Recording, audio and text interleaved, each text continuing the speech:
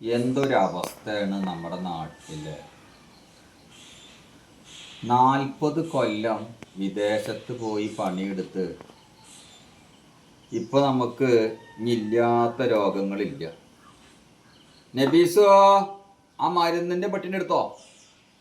100 തരം മരുന്ന് അപ്പൊ കഴിക്കുന്നത്. ഷുഗറും പ്രഷറും ഒട്ടനവധി രോഗങ്ങൾ ഉള്ള കാലമൊക്കെ നമ്മൾ പണിയെടുത്ത് ഈ പ്രവാസികൾ നാടിനൊക്കെ ഒരുപാട് ഗുണം ചെയ്തവരാണ്. അപ്പോൾ സർക്കാരിൻ്റെ ഭാഗത്തുനിന്ന് ഞങ്ങൾക്കൊക്കെ ഒരു വാർദ്ധക്യ പെൻഷൻ അപേക്ഷ കൊടുക്കാൻ നോക്കുമ്പോൾ നമ്മൾ ഒട്ടനവധി ഗുളിക കഴിക്കണതാണ്. അപ്പോൾ നമുക്ക് കിടന്ന് ഉറങ്ങണ്ടേ ഒരു അരമണിക്കൂറെങ്കിലും. അപ്പോൾ AC ഉണ്ടെന്ന് പറഞ്ഞിട്ട് ഇപ്പോൾ ആ പെൻഷൻ മുടക്കും. ഒരു 4 വീലർ വാഹനം നമ്മൾ സെക്കൻഡ് വാങ്ങിച്ചേക്കണ്ട്, പുതിയതൊന്നല്ല. അപ്പോൾ സെക്കൻഡ് വാഹനം ഉണ്ടെന്ന് പറഞ്ഞാൽ 4 വീലർ വാഹനം AC ഉള്ളവർക്ക് പെൻഷൻ കിട്ടില്ല എന്നാണ് പറയുന്നത്. എന്തായാലും പുതിയ ഭരണാധികാരികളോട് പറയാനുള്ളത്, നമ്മുടെ ഉമ്മൻചാണ്ടിയുള്ള സമയത്തൊക്കെ നമുക്കൊരു 60 വയസ്സ് കഴിഞ്ഞവർക്കൊക്കെ പെൻഷൻ കൊടുത്തിരുന്നു.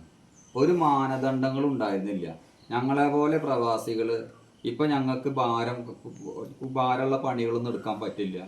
ഞങ്ങളുടെ എന്തെങ്കിലും പെൻഷനും കൊണ്ടൊക്കെയാണ് ഞങ്ങളിപ്പോൾ കുട്ടികളോട് മോനെ ചായ കുടിക്കാൻ 20 ഉറുപ്പ്യ ഇട്ട് കാട്ടറ 50 ഉറുപ്പ്യ കാട്ടറ എന്നൊന്നും ചോദിക്കാൻ പറ്റുമോ? അപ്പം ഞങ്ങൾക്കൊരു പെൻഷൻ അനുവദിക്കണം ഈ സർക്കാർ.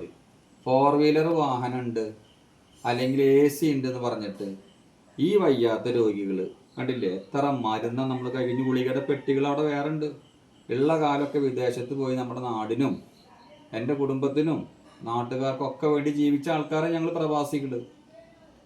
അപ്പോൾ ഈ സർക്കാർ ഈ AC ഉണ്ട് കാറുണ്ട് എന്ന് പറഞ്ഞിട്ട് പെൻഷൻ അനുവദിക്കാത്തത് അതൊന്ന് പുനഃപരിശോധന നടത്തണം എന്നാണ് ഒരു പ്രവാസി എന്ന നിലയ്ക്ക് എനിക്ക് പറയാനുള്ളത്. കൂടുതലൊന്നും പറയാനില്ല. എന്തായാലും സർക്കാർ അതിനൊരു സംവിധാനം കൊണ്ടുവരണം. സർക്കാരിൻ്റെ അധികാരികൾക്ക് എത്തുന്നത് വരെ ഈ വീഡിയോ എല്ലാവരും ഷെയർ ചെയ്യണം. എല്ലാവർക്കും നന്ദി, നമസ്കാരം. ഞങ്ങളുടെ പ്രവാസികളുടെ വേദനയാണ് കേട്ടോ. 40 കൊല്ലത്തോളം അവിടെ പണിയെടുത്ത് വന്നിട്ട് ഇവിടെ ഞങ്ങൾക്ക് വേറെ ഒന്നും ഇല്ല, ചെയ്യാൻ പറ്റില്ല. ഞങ്ങൾക്കൊരു പെൻഷനാണ് ഞങ്ങൾ ചോദിക്കുന്നുള്ളൂ, അത് അനുവദിച്ച് തരണം. അത് കാറ് AC ഉണ്ടെന്ന് പറഞ്ഞിട്ട് അത് ഇല്ലാതെ ഞങ്ങൾക്ക് ആക്കരുത്. ഈ സർക്കാർ അതിന് വേണ്ട നടപടി എടുക്കുമെന്ന് പ്രതീക്ഷിക്കുന്നു. നന്ദി, നമസ്കാരം.